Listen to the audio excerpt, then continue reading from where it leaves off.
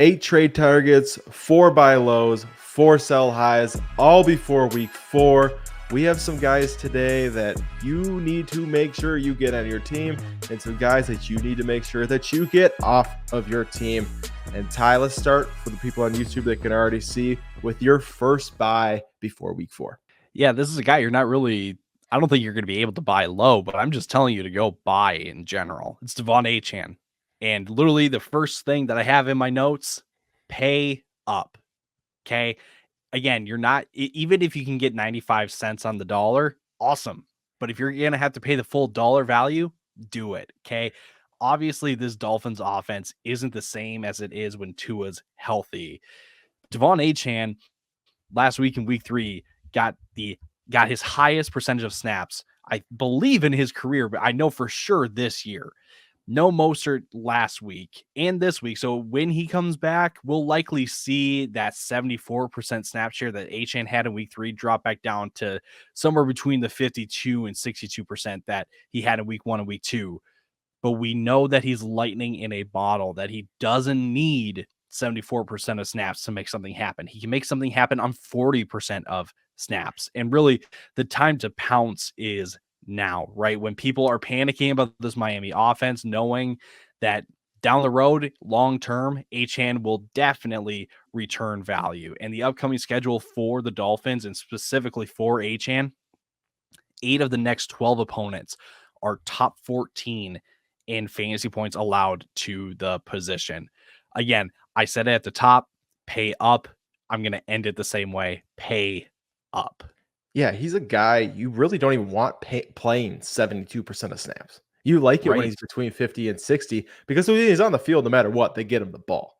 They know, like you said, that he's lightning in the bottle. We talked about with Jalen Waddle in the last episode that, Waddle, unfortunately, is the third best playmaker on this team because he has Achane and Tyreek ahead of him. They're going to keep feeding him, especially with Tua out, if they want to win games because they just need the ball in his hands because good things continue to happen. I agree. I think you can get a slight discount because last week was so concerning for Miami as a whole that, if you could ever get a discount on a guy like Achane who has running back 1 overall upside, you need to take it and you need to go get it. I'll transition to my guy. Not quite as exciting of a player, but James Conner nonetheless is a buy right now. And like Achane, right, it might just be a slight dip after that game. He played a really tough Detroit defense in week 3 where he only had 9 attempts for 17 rush yards and a reception for the 3.5 fantasy points. But Detroit's really bottled up everybody over the last 2 years. You think back to 2022, that first half of the season under Dan Campbell, they were one of the worst rush defenses in the NFL. About halfway through the season, they flipped that script and have been extremely hard to run against ever since. But this is James Conner's backfield. 65 to 75% of the snap share each of the first 3 weeks. He's clearly outpacing Trey Benson and Amari Demercado. And in the first 2 weeks, they showed, hey, we're going to get him the ball. We want to see James Conner with the ball in his hands, 20 plus touches in each game. And overall, as an offense, Arizona's playing really, really well. They're 5th on the season in touchdowns so far, and I expect them to kind of carry on with that. And if they want James Conner as a center point of that offense, then obviously from a fantasy perspective, he's going to continue to do well.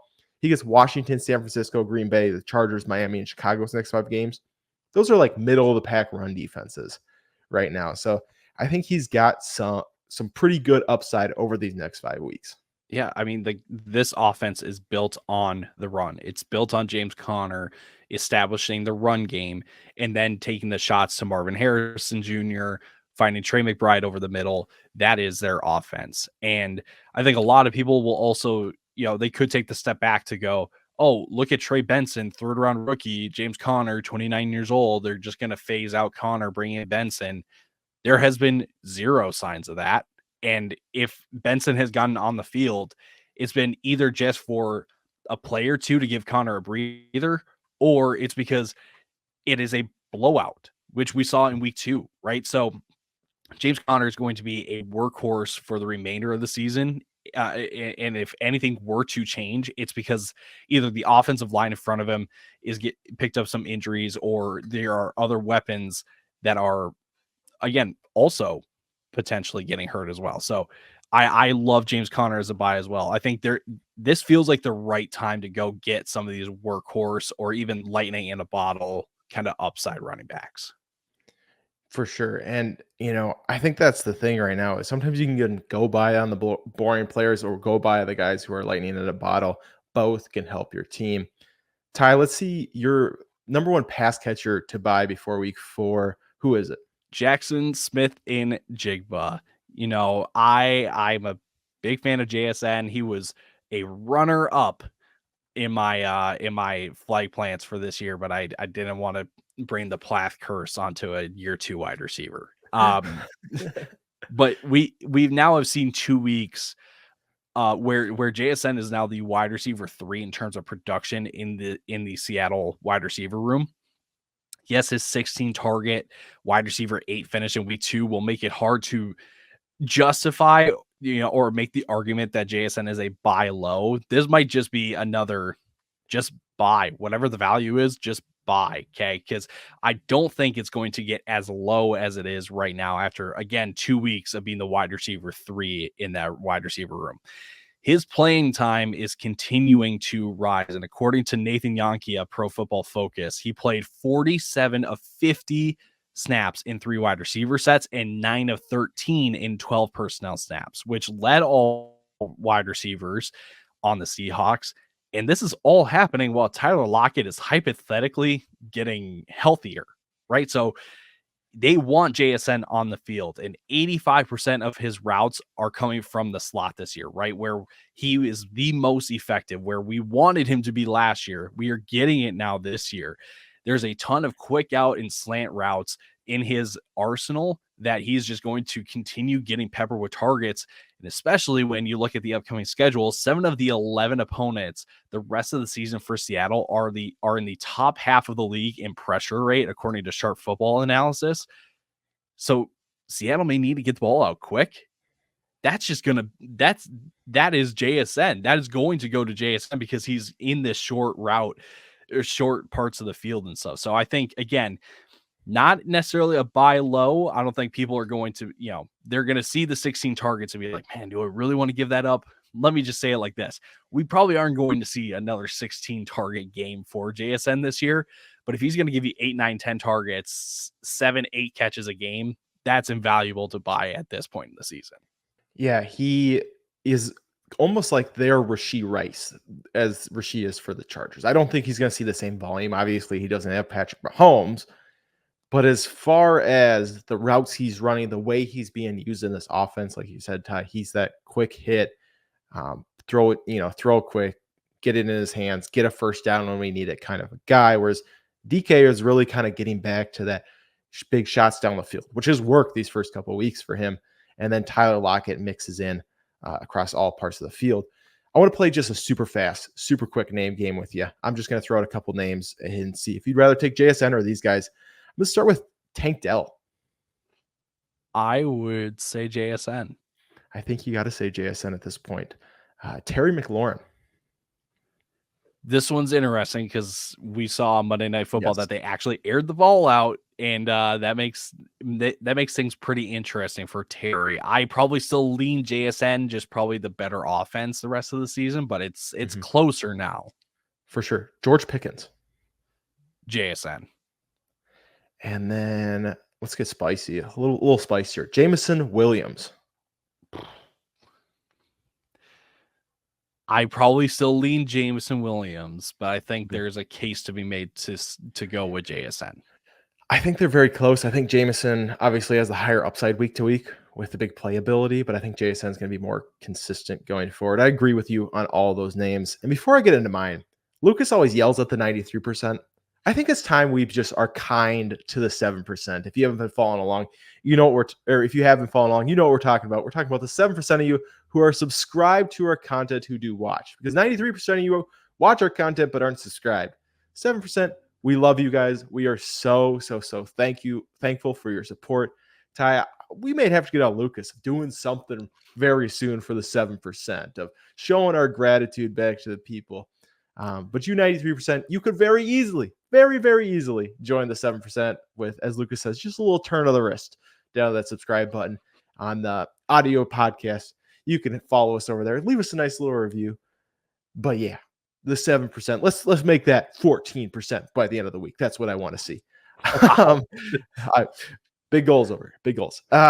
Speaking with a guy that should have some big goals, it is Tee Higgins, because he is in a contract season, and if he wants to get paid, he better show up. I think injury fatigue is a real thing, Ty. I think people, when you get a Tee Higgins, they mark it against him that he was gone those first 2 weeks, right? Because you've been sitting on him for 3 weeks now, and he's only put up 6.9 fantasy points on the entire season. But this is his first game back, and he still played 90% of snaps in his first game back. So he is clearly the wide receiver 2 opposite Ja'Marr Chase, and he saw 6 targets this game. So, right, they're going to continue to use him. They're going to continue to throw them the ball, and he's got a lot of money riding on this season. Are you going to be a $25, $28 million guy? Or are you a $19 million guy? And that's what this season really is for Tee Higgins. And I think the big thing where we were worried in the beginning of the season about Joe Burrow, I think he's really pushed those doubts to the side. Joe Burrow's back. And obviously he got to play the Commanders, right? That makes it a little bit easy. But if he was really struggling, he would not have put up 29 for 38 for 324 and 3 after putting up over 206 yards and 2 touchdowns and pretty much outplaying Patrick Mahomes against Kansas City last week as well. So I think this Cincinnati team is back. I think Tee Higgins got a lot to play for. And as long as he is fully healthy this week, moving forward, I think he's going to have a fantastic rest of the season. Yeah, I was a big fan of Tee Higgins coming into the season just because, again, we were getting him at a price where we weren't banking on him taking a jump in production or anything like that. Now that we're after drafts and stuff, I think with Tee Higgins, there still is really no solid run game here in Cincinnati. They're going to continue to rely on Joe Burrow in this passing game. We all know that Ja'Marr Chase is going to get hits. There will be some games where Tee Higgins, like we've seen in the past, he pops off for 18 because he's getting just 7 targets, but he catches 5 of them, and 2 of them are 30-yard bombs, and one goes in for a score, right? Like, that's a Tee Higgins stat line. And again, with how the rest of wide receivers have looked, outside of the top 25 wide receivers, I'll just use that generally, it's kind of few and far between. It's kind of a dart throw as to who's going to actually produce on a given week. I think the best way to go about that, take the shots on the guys that you know are going to be on the field consistently in the good offenses. That is Tee Higgins. Yeah. I actually have a question for you now. He was a name we probably should have brought up in the name game. Tee Higgins or JSN rest of the season? See, that one's interesting. That one, I think that's a pretty good line. Yeah. Because I think because this is very much a long-term question. This is not so much like short-term or anything like that, because I think a lot of people would be like, well, look at JSN, 16 targets again.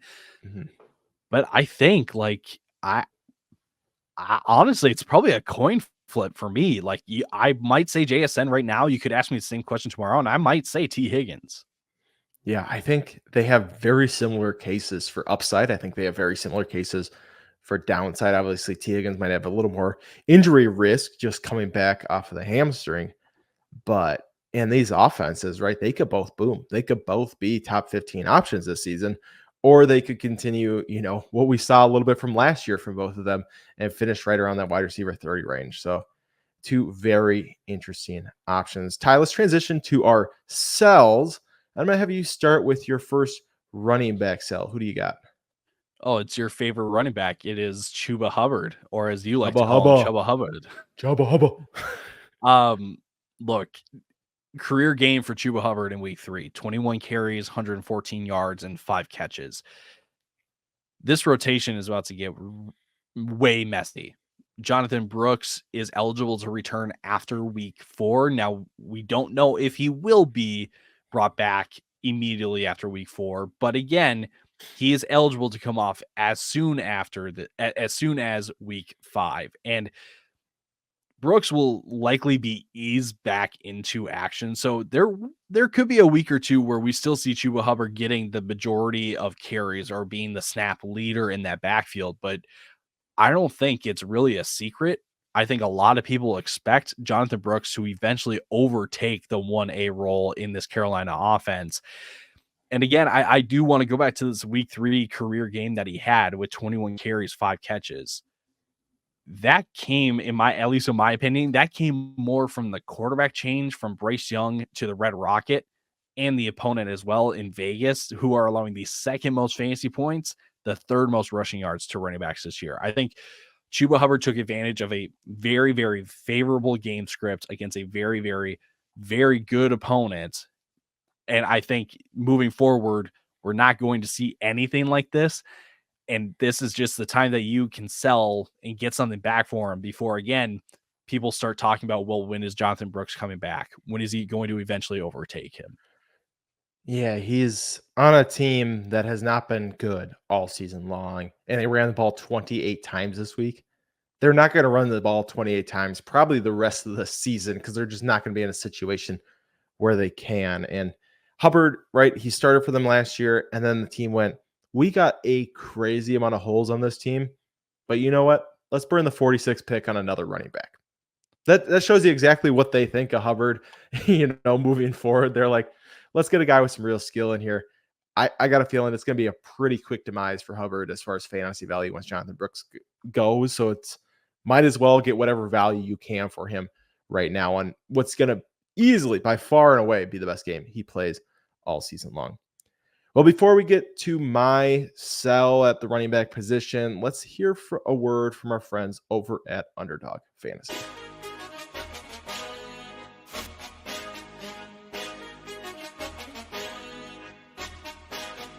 Today's podcast episode is brought to you by our friends over at Underdog Fantasy. Now, we love Underdog. It is the easiest place to play best ball formats, and they even have their own form of player props called Pick'em. You can make up to 20 times your money on a single night by correlating props together.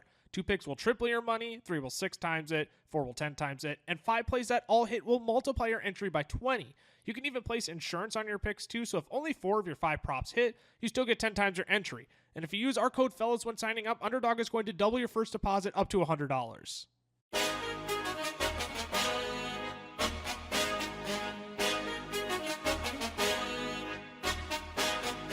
And we're back, and I don't know what it is, but I just struggle with this transition back out of that word from our friends over at Underdog Fantasy, code fellas, because that was an absolute shameless plug right there, I'll admit as well. I just never know if I'm supposed to copy Lucas or do my own thing. Whenever I copy Lucas, I feel like a fraud, and when I do my own thing, I'm like, well, this is just kind of goofy. But anyways, caught in the middle.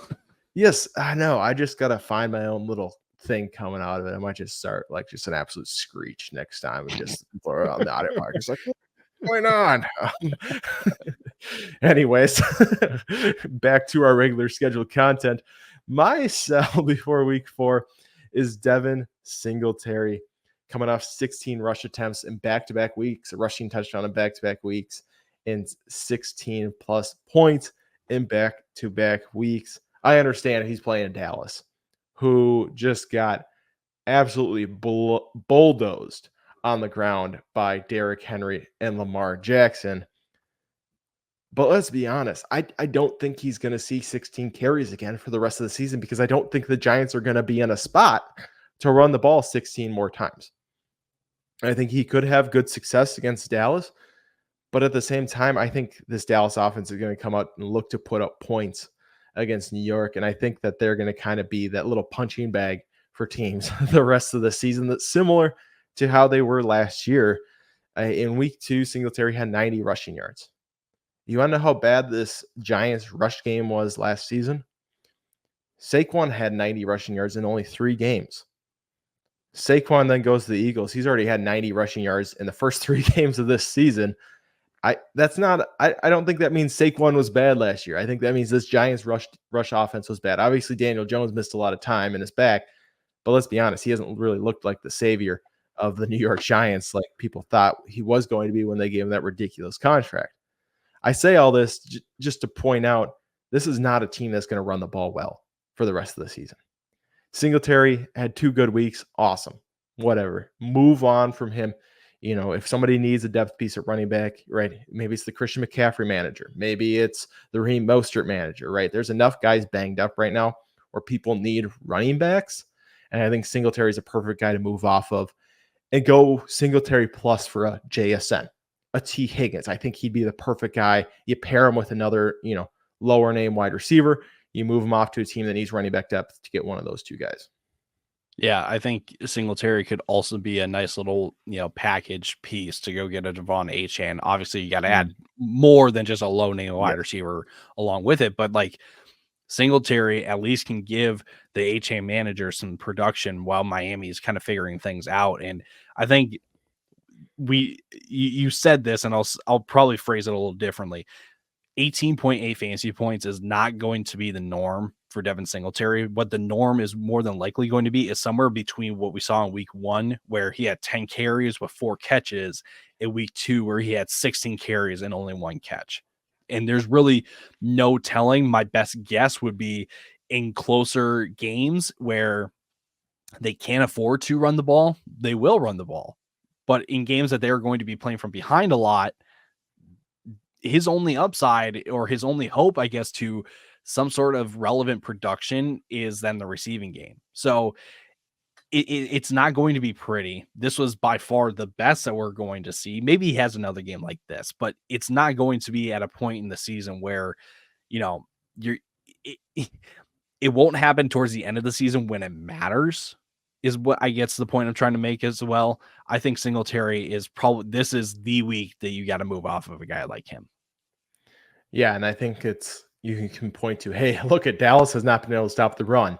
Take him now. Like you said, you get one of those teams that are 0-3. They need to win now. He's that guy you got to move.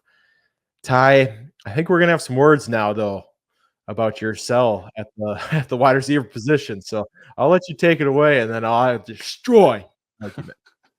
Man, we kind of already had some words about this, but I'm telling you, sell Amari Cooper. We have now officially entered the 2 to 3 week window where this will be the only time that you can move Amari Cooper before you deal with the headache of the Cleveland Browns offense for the rest of the season. And I will do the dirty work for you. I will tell you exactly what your sales pitch is to your league mates. He's had 8 or more targets in every game, and he's 5th of all wide receivers in targets. He has a 26% target share. So he is getting targets, and he's got a very, very nice schedule up ahead. He's got Vegas, he's got Washington, and he's got Philly. Each team are top 11 in fantasy points allowed to wide receivers. So the volume is there. He's got the schedule in the immediate to get people to kind of buy in. And I don't think it is worth diving into great detail why you're selling Amari Cooper, but I'll state it anyways. Obviously, the Deshaun Watson headache. And then after the Philly matchup in week 7 of the 8 remaining opponents for Cleveland are bottom 13 in fantasy points allowed to wide receivers. So this is one of those sells where just cut your losses now while you can. You can try to get cute with it, maybe hold for another week or two, try to kind of accumulate and accrue more value before you eventually sell him off. I would not want to play that game. I would just say cut it now and try to maybe you can go package an Amari Cooper to go get a JSN, a Tee Higgins, like the two guys that we've talked about already. Yeah, Ty, I'm a believer. I'm the guy that's like buying into what you're saying. 8 or more targets in every game, 5th in targets, 26% target share. We saw 2 touchdowns this week. If a touchdown falls this way, if him and Watson can get some sort of connection going, even if the rest of Watson's game is ugly, I still think Cooper is a good hold. I think you missed your time to buy. I think right now I'm not calling him a buy. I don't think you should go, hey, you know what? I'm going to see if this guy is going to think he's selling high on him, but he's not. He's going to be a top 15 wide receiver. I don't think that's the case anymore. I think he's a top 24 wide receiver rest of the season because I just believe in the talent of Amari Cooper. I think the volume that he's continually got is just enough. But I do understand I just don't want the headache. I just, because it's going to be a little bit of a headache. Like I acknowledge that. I don't want to, because I want Amari Cooper to be awesome this season. But he's for sure going to be a little bit of a headache when Deshaun Watson is his quarterback. I do want to say this though, because the other reason that some people may want to hold to Amari Cooper is the idea that the Browns bench Deshaun Watson and Jameis Winston comes in and finishes out the rest of the season. So I might just have this be a more open-ended question to you, but just how much better do you think it gets with Jameis Winston than what it is right now with Watson? I think you're just hoping that the accuracy is improving, right? That Winston's taking more shots towards Cooper and the accuracy improves. But like you said, I don't think that's a realistic option at this point with the amount of money that is invested into Deshaun Watson. I think the fact that he hasn't played 6 games in a full season yet, that they're going to end up investing the full season into him. So yeah, I don't really look at that as a possibility. I look at it as hopefully him and Watson can get on enough chemistry together that we can really see Cooper continue to be good with the amount of targets that he's getting. Before I get to my last player, I do just want to say we have a Discord. That link is in our bio, or not in our bio, in the description of the video or audio podcast that you're listening to. And we've been really working to kind of grow that community over there.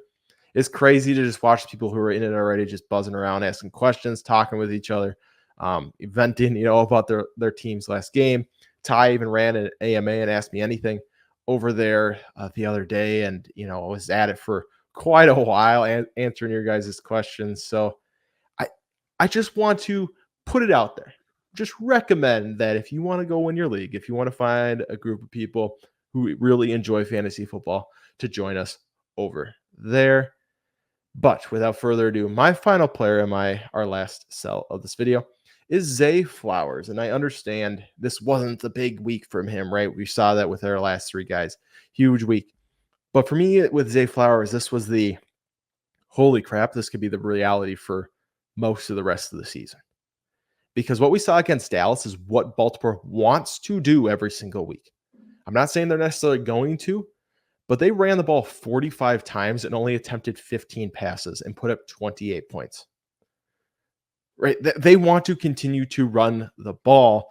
And the concerning part for me about Zay Flowers is, yeah, he's had, 8 targets. He's had 7 targets already. Only 4 targets in this one. But last year, his ADOT was 8.4, which is 81st in the NFL. If you don't know what ADOT is, average depth of target. So the average depth that Lamar's throwing the ball is 8 yards down the field. This year, it's only at 7.4. So the problem with Zay Flowers is even if he gets the volume, even if we see those games of 8 or 7 targets, I think we're going to see a lot more games like week 1 where he didn't hit 40 yards than games in week 2 where he was close to pushing 100 receiving yards, just because they just don't use him down the field. And then you're going to have weeks like this where there's just not enough volume to go around. Coming up, they get Buffalo, Cincinnati, Washington, Tampa, Cleveland, Denver, Cincinnati. Sounds like a lot of games where they're going to really want to establish the run. Like this next week against Buffalo. Do you really think they're going to want Josh Allen on the field? The answer is no. They're going to do whatever they can to keep him off the field. And I think they're just going to run the ball so much that in limited volume, Zay Flowers just isn't going to, get enough yards, enough touchdowns that he's going to be a consistent fantasy asset on your team. Yeah, I think the sales pitch that you have to make is, well, hey, look at Mark Andrews. Mark Andrews is getting rotated in and out of the field, right? So if Mark Andrews isn't going to be a threat, like look at Zay Flowers, like he's going to soak all that up. That's the pitch that you have to use, because again, 3 receptions, 20 yards in week 3. No one's really going to look at that and be like, yeah, I want that. But you kind of have to sell people on the fact that this Baltimore offense, again, is just not what people think it is. So if people are believing, if you've got a league mate that really believes that, hey, Zay Flowers can really kind of, emerge as kind of a standout guy in this offense, go sell Zay Flowers to that guy. Because I think we would both tell you that the upside week to week for Zay Flowers isn't really as great as people want it to be. There's the odd flash in the pan, but it's not going to happen every single week. Yeah, I think it's going to be the inconsistency that kills you. And I just don't think the upside's the same as like JSN, for example. I think the upside with JSN in the offense he's in is way higher than whatever Zay Flowers is going to be able to put out there. So I think that is the issue. But that wraps up our 4 buys, our 4 sells. Ty, we flew through this episode. This might be one of our shortest episodes we've done, but I enjoyed it thoroughly. Like, I thought we got through a lot of guys that should be either on your team or off your team, and I really hope that helps you out. My dog agrees. My dog agrees that this is a great episode. Thank you, Mo. Mo is a very vocal supporter of us over at the Fantasy Football Fellas. And if you want to find us on social media, you can find me at CamlotFFF on the X, at Tyler_Plath. If you want to find us on YouTube, TikTok, Fantasy Football Fellas, the FF Fellas on Instagram, FF Fellas on Twitter, on the X. I don't know why I forget that every single week. We also got Fantasy Football Fellas shorts on YouTube, so you can find us all over the place with our shorts content. We've got 6 videos, I believe, or 7 videos every single week on the shorts page coming out. And then obviously we got these 3 videos as well, and a live before the games on Sunday. So we have so much content for you. So if you're part of that 93%, hit that subscribe button right now, and do not miss what we got coming for you tomorrow. We will see you then. Deuces.